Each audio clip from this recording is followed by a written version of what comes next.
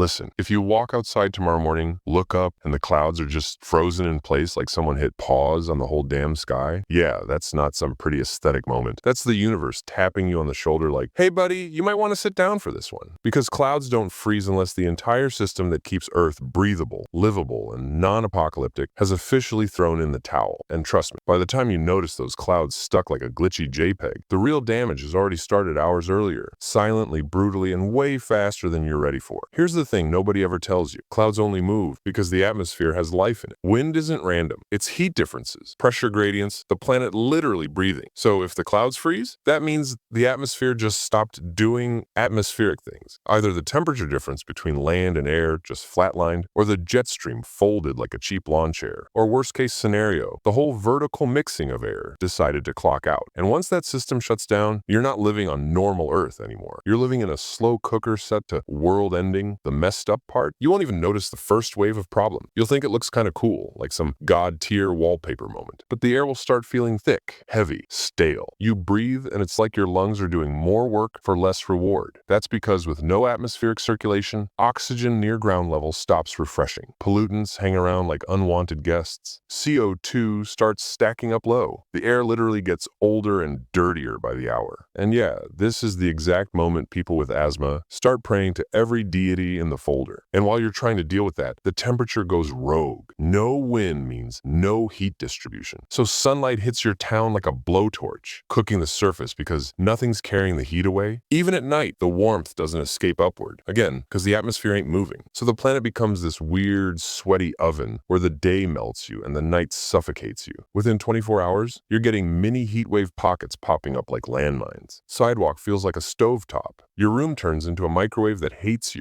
Plants start freaking out next because they rely on airflow for transpiration. With no movement, leaves stop cooling themselves. The moisture sits on them and invites fungus, rot, and every plague nature kept hidden under the rug. Crops stop acting like food and start acting like ticking time bombs. Animals sense it instantly. Birds dip out, insects start swarming low because the air layers get messed up. Even pets get twitchy, pacing around like they can't figure out what's wrong. Spoiler, everything is wrong. And if you're thinking, okay, but how does this hit me personally? Oh, trust me, you'll feel it. Your house traps heat like crazy. Electronics overheat. Your phone gets hot just charging. Your AC tries to help but gives up like, bro, this ain't my battle. Your power grid starts sagging under the extra load. Transformers cook themselves. Brownouts kick in, then full blackout. And now you're sitting in a boiling room with zero airflow, no cooling, and skies that look like a screensaver from hell. But the real punch in the throat moment comes when humidity spikes. With no wind, moisture doesn't move. It just piles up. Sweat won't evaporate. You'll be dripping like you ran a marathon while just sitting in your chair because your body literally can't cool itself. Heat stroke risk? Through the roof. Your heart pumps harder. Your brain gets foggy. This is the moment people start dropping unconscious. Not from fear, but from pure physiology malfunction. When the clouds freeze, the human body becomes a fragile little chemistry set begging for mercy. Now multiply this across entire cities. No wind means smog just sits there. Highways get visibility like a bad dream.